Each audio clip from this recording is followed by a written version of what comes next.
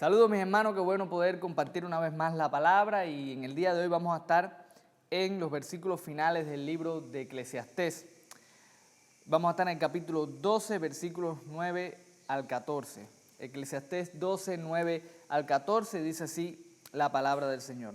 Y cuanto más sabio fue el predicador, tanto más enseñó sabiduría al pueblo, e hizo escuchar, e hizo escudriñar, y compuso muchos proverbios.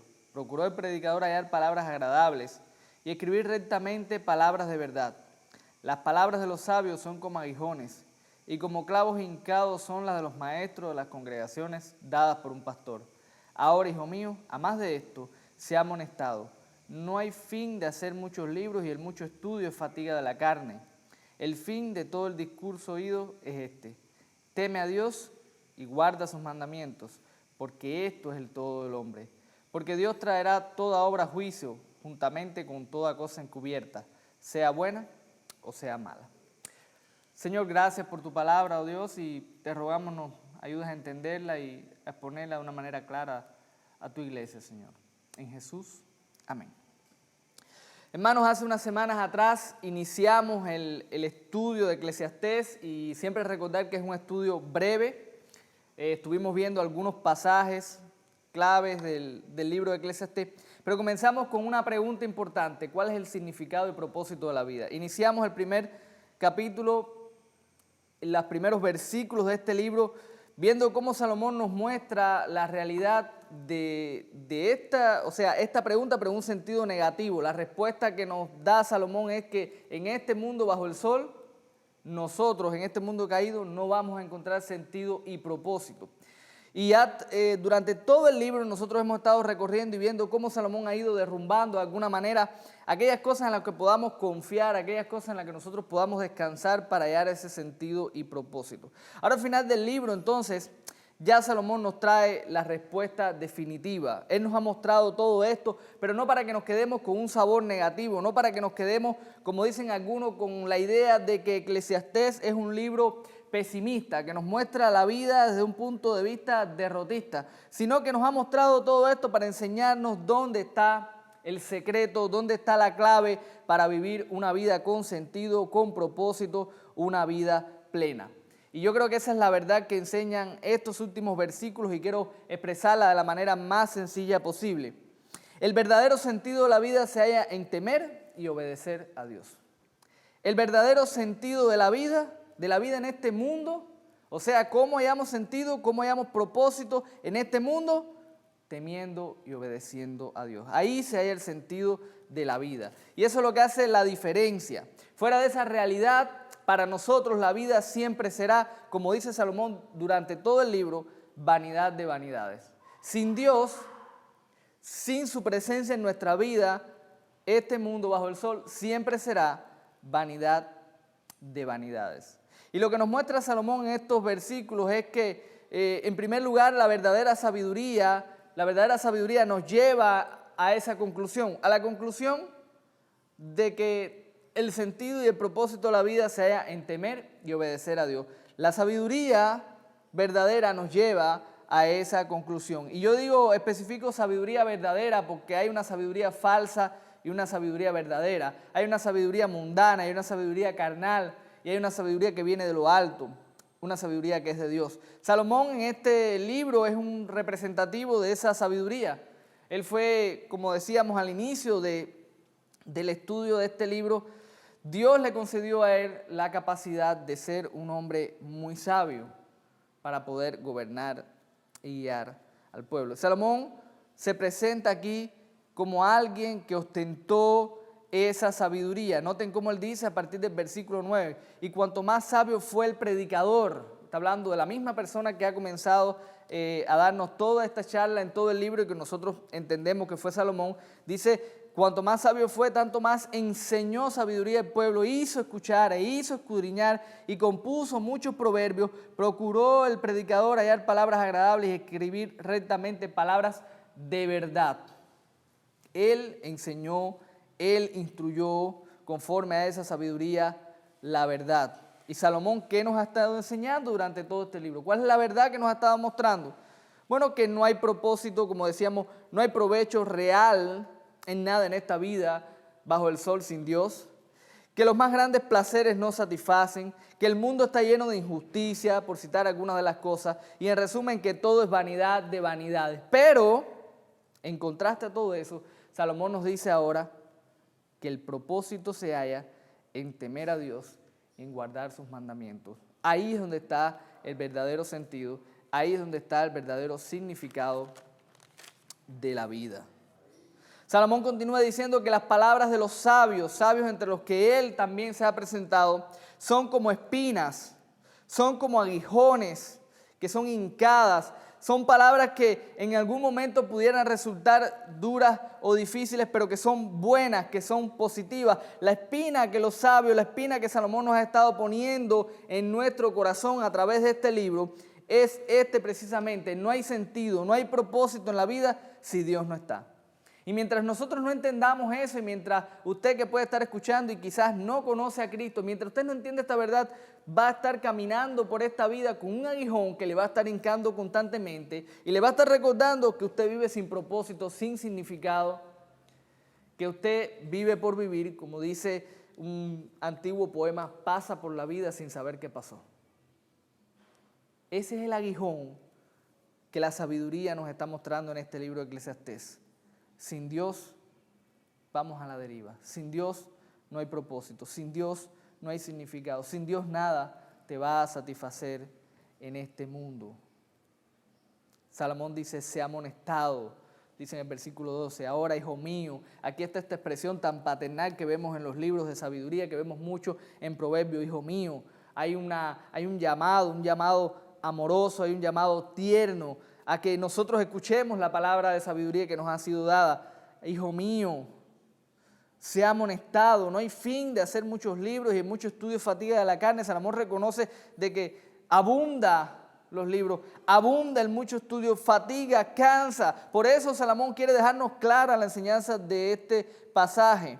Pero antes de llegar ahí, yo quiero que nosotros entendamos alguna, o al menos una aplicación a la luz de esta primera parte, y es que la verdadera sabiduría nos debe llevar a temer y a obedecer a Dios. No buscamos la sabiduría, no vamos a la palabra como un compendio de sabiduría en busca de un manual simple de vida, sino que vamos ahí a encontrarnos con el Dios de la vida. Y usted dirá: pero pastor, pero que la palabra de Dios es nuestra regla de fe y práctica, es nuestro manual donde nosotros vamos a encontrar respuestas. Por supuesto que sí. Encontramos todas las respuestas y Dios permita que ante cada duda, ante cada inquietud, ante cada paso que vamos a dar en la vida, nosotros vayamos a la Escritura a buscar sabiduría para conducirnos como debemos hacerlo. Pero lo que quiero decir con esto es que la Biblia no se puede convertir en un simple manual donde nosotros vamos solamente a encontrar qué hacer, sino que la Biblia es la palabra de Dios, la revelación de Dios. Nosotros vamos a encontrarnos con ese Dios, a conocerlo y a tener comunión con Él. Hay una diferencia en eso. Un manual es como un libro de receta. En estos días estaba haciendo un dulce y el niño quería ayudarme. Yo, para motivarlo y para que él practique la lectura, pues le di el libro de recetas a él. Y él me daba los pasos. Tienes que hacer esto, tienes que hacer lo otro. Y yo iba haciendo paso a paso lo que el libro de recetas me decía. Y al final, pues ahí estaba el dulce que yo quería hacer. Bueno, mucha gente va a la palabra de Dios en busca de eso solamente. ¿Qué debo hacer? ¿Cómo lo debo hacer? Pero no va a encontrarse allí con Dios. No va a tener comunión con Dios. No va a conocer a Dios. Y el secreto de una vida plena y satisfactoria se halla en nuestra relación con Dios, en conocer a Dios, en conocer el carácter de Dios. Cualquier incrédulo puede aprender normas morales de la Biblia y puede aprender muchas cosas sobre la vida. Conozco mucha gente que no aman a Dios y que se conducen y saben cómo hacer ciertas cosas que están en la palabra de Dios como normas prácticas para la vida, pero ellos no tienen una relación con Dios. Ellos no temen a Dios. Ellos no aman a Dios. Y es la gran diferencia. Nosotros tenemos que ir a la Escritura precisamente como el lugar donde vamos a encontrarnos con Dios. Hay algo interesante, Proverbios 1:7 dice que el principio de la sabiduría es el temor del Señor. Y quiero que noten que hay algo recíproco, porque la sabiduría nos lleva a temer a Dios, pero el temor a Dios nos lleva a ser sabios también. Y es algo interesante que nosotros aprendemos también en la Escritura. Así que vemos en primer lugar que la verdadera sabiduría nos lleva a esta verdad. Todos, si nosotros tenemos no solamente Salomón, sino todos los libros de sabiduría y toda la Escritura en general nos lleva o nos debe llevar a temer precisamente a nuestro Dios. Siempre que Dios se reveló a su pueblo, pues el pueblo cuando era expuesto a la majestad de Dios, pues experimentaba temor. Usted lo puede ver en las historias bíblicas. Bueno, nosotros cuando nos exponemos a quién es Dios en la palabra, debe llevarnos a eso, a temer a Dios. Ahora, en segundo lugar, Salomón nos dice que Dios nos llama de manera clara a temerle y a obedecerle. Los versículos 13 y 14 pues nos dan el resumen. Salomón nos dijo en el versículo 12, no hay fin para los muchos libros, el mucho estudio es fatiga de la carne, así que escucha, hijo mío, el fin de todo el discurso es este, teme a Dios y guarda sus mandamientos. De una manera clara, ¿cuál es el propósito? Si a usted en algún momento tiene dudas en entender cuál es el propósito de todo el libro de Eclesiastés, es que nosotros entendamos que el fin, que el propósito, que la vida plena, que el significado y propósito de la vida se hallan en temer y obedecer a Dios. Es lo único que va a dar sentido a esta vida. De una manera sencilla, Salomón nos está diciendo. Usted podría preguntarse, ¿pero qué cosa es temer a Dios? Porque nosotros a veces hablamos y decimos temer a Dios y lo dejamos así de una manera muy general. Temamos a Dios, debemos temer a Dios. ¿Pero qué cosa es temer a Dios? Bueno, Lutero lo expresó de una manera, quiero usar las palabras de Lutero, cuando explicaba este temor, él hizo una diferencia entre dos tipos de temores. El temor servil y el temor filial. ¿Cuál es el temor servil? Es decir, el temor servil es el temor que tiene un esclavo hacia su amo. Es el temor que podría tener a alguien, a aquellos o que los oprimen o que los lastiman. Ese temor de no desobedecer, de no hacer lo que no se debe hacer porque vas a ser castigado. El temor de un siervo hacia su amo. Y él decía, ese es un tipo de temor. Pero otro tipo de temor, y es el temor que él pensaba que se refería cada vez que la Escritura nos llama a temer a Dios, es decir, el temor filial, el temor que emana del amor a Dios. Es un temor que sí, que entiende que Dios es poderoso, es un temor que entiende que Dios es quien juzga también y que trae toda obra a juicio, pero es un temor que está caracterizado por una relación con Dios, una relación de amor a Dios, como el temor, él decía, que tiene un hijo hacia su padre, que sabe que es su padre, que sabe que puede castigarlo, que sabe que lo puede disciplinar, pero que sabe que lo ama y lo respeta y lo honra porque es su padre. Entonces cuando nos preguntamos qué es el temor, podríamos decir varias cosas acerca del temor a Dios. Es reverencia y es respeto a Dios. Es saber que nosotros damos cuentas a Él. Es no querer actuar fuera de su voluntad. Es aborrecer el pecado. Es amarle y es atesorarle. Y es sobre todas las cosas obedecerle. Temer a Dios sobre todas las cosas está muy relacionado con obedecer a Dios. Deuteronomio 10, versículos 12 y 13, dice así. Ahora pues, Israel, ¿qué pide Jehová tu Dios de ti?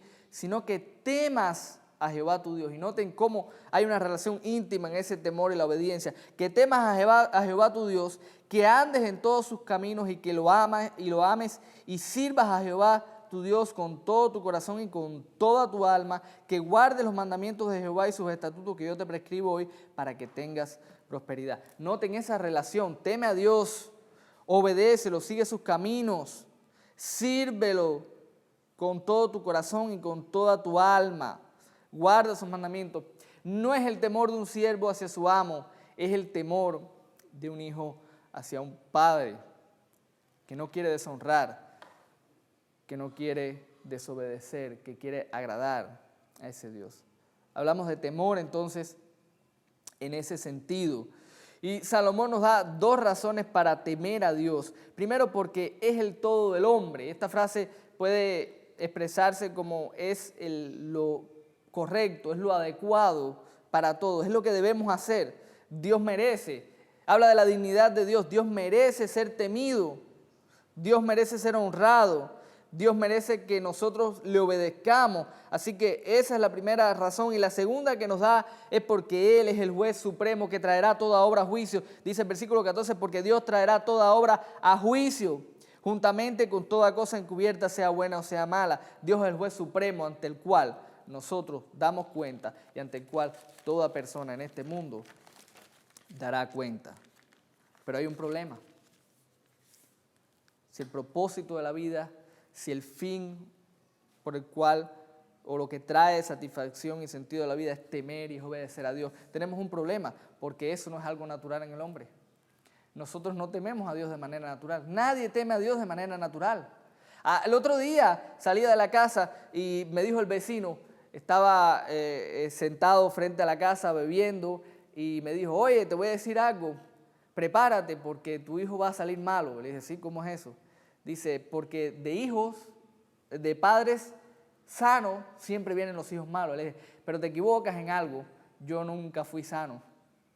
Yo no soy una persona sana, yo no soy una persona buena y nunca lo fui.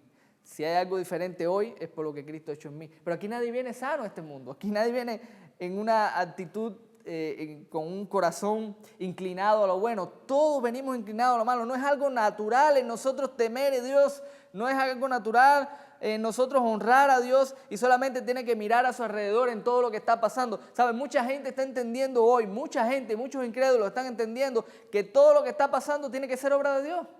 Incrédulos me han dicho, esto es obra de Dios, esto no se explica de otra manera. Dios está castigando este mundo. Ellos no entienden quizás mucho de lo que nosotros entendemos en la Escritura, pero ellos entienden que algo está pasando que no es normal, al menos desde el punto de vista humano. Algo está ocurriendo, el mundo está bajo juicio, nosotros entendemos eso, pero ¿saben qué? Esas personas que lo entienden no temen a Dios, no le obedecen y no tienen intención de hacerlo. Nadie tiene intención de hacerlo, nosotros nunca tuvimos la intención de hacer nada de esto. Algo tiene que cambiar, el problema está en nuestra naturaleza y esa naturaleza es cambiada únicamente a través de la obra de Cristo. Por la fe en Él nosotros somos cambiados. Jesús le dijo a Timoteo en Juan 3 que es necesario nacer de nuevo. Tiene que haber un cambio en nuestra naturaleza para que el temor y la obediencia puedan ser algo en nuestras vidas. Y la Escritura nos enseña que ese temor y esa obediencia es efectivamente resultado de esa realidad o de ese cambio en nuestro corazón. Filipenses capítulo 2, versículos 13 al 12, 2, 12 al 13, y esto es un pasaje que a mí me gusta mucho, dice así: por tanto, amados míos, como siempre habéis obedecido, no como en mi presencia solamente, sino mucho más ahora en mi ausencia, ocupaos en vuestra salvación con temor y temblor. Vamos a dejarlo primero ahí. Pablo le está diciendo a los hermanos de Filipo, obedezcan, siempre han obedecido cuando he estado entre ustedes. Ahora que no esté entre ustedes, obedezcan también. Ocúpense en su salvación. Ocuparse aquí tiene que ver con obedecer, con vivir la vida cristiana, con vivir bajo la voluntad de Dios. No es ocúpate de tu salvación, sino ocúpate en tu salvación, en vivir esa vida de obediencia como Él ha estado expresando. Y dice, ¿cómo lo debemos hacer?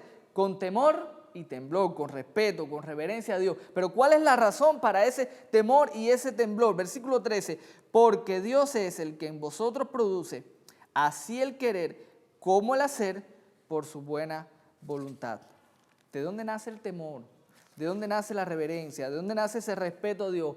De la realidad de que hay un Dios que está obrando en nosotros, los creyentes, produciendo en nosotros el deseo de agradarle y produciendo en nosotros la capacidad para agradarle todas aquellas cosas que de manera natural el hombre no tiene. Cuando el Espíritu Santo viene a morar en nuestras vidas por la fe en Cristo, nosotros entonces tenemos la presencia de Dios obrando en nuestro corazón. Y la realidad de que Dios por la fe en Cristo está en nosotros, cambiando nuestra vida, que ha cambiado nuestra naturaleza, que está cambiando nuestros deseos, que está dándonos la capacidad de hacer cosas que nosotros de manera natural no podíamos hacer. Esa realidad, saber que cuando tienes deseo de hacer lo correcto, ese deseo no viene de ti, Saber que cuando tienes la fuerza suficiente para negarte al pecado y seguir andando en justicia, no viene de ti esa capacidad, esa realidad. Entender, Dios está obrando en mi vida, Dios es el que está produciendo todo esto bueno en mi vida. Eso debe llevarnos a decir, oh, tengo que vivir con temor. Porque Dios está obrando en mí, es Dios quien está obrando en mí. Hermanos, cuando hay tibieza en nuestra vida espiritual, nosotros tenemos que acudir a ese evangelio. Por eso a veces muchas personas preguntan, bueno, ¿y por qué? ¿Por qué tanto? ¿Por qué enfatizamos tanto el evangelio? ¿Por qué tanto el evangelio? Porque no podemos vivir sin el evangelio. La vida cristiana sin el evangelio no tiene sentido y es infructuosa y no se puede hacer nada. Cuando nosotros sentimos tibieza espiritual, cuando nos sentimos débiles, cuando el temor y la obediencia quizás no están en su debida medida, ¿a dónde acudimos? A la cruz. Aquel que murió y resucitó para cambiar nuestra naturaleza, para que hoy Él pueda estar obrando en nuestra vida. Ahí acudimos al evangelio. Hermanos, el verdadero sentido de la vida se halla en temer y obedecer a Dios. Pero recuerda, nada de esto es posible sin Cristo. Así que la vida plena tiene como paso primero y último conocer a Cristo o conocer a Dios a través de Cristo, entrar en una relación con Dios a través de la persona de Jesucristo. La pregunta más importante que te puedas hacer hoy, que te puedas hacer por el resto de tu vida es, ¿conozco a Cristo? ¿Me he arrepentido de mis pecados y he confiado en Cristo como único y suficiente Salvador? Si el paso uno y último es este, si no conoces a Cristo, tu vida está condenada a pasar por este mundo y cuando llegues al final solamente podrás repetir junto a Salomón, vanidad de vanidades, todo es vanidad. Cambia esa realidad por la obra de Cristo y por la fe en Él, tú hoy puedes cambiar esa realidad. Y aquellos que ya hemos cambiado esa realidad, pues avancemos, vivamos y experimentemos la plenitud de vivir aún en este mundo caído con la certeza y la confianza de que Cristo está con nosotros ahora y para siempre. Vamos a orar. Dios mío, gracias por tu palabra y gracias porque a pesar de las dificultades de vivir en un mundo caído, tú nos muestras, Señor, la realidad de que podemos experimentar alegrías y gozos en este mundo y que la realidad se halla en una relación contigo. El propósito y significado de nuestra vida está en conocerte, en amarte, es lo que cambia nuestra vida. A través de la fe en Cristo podemos entrar en esa realidad y tenemos la certeza de que tú, oh Dios, estarás con nosotros todos los días hasta el fin del mundo, Señor. Gracias. Gracias por tu palabra y gracias por habernos concedido el privilegio de conocerte. En Cristo Jesús. Amén.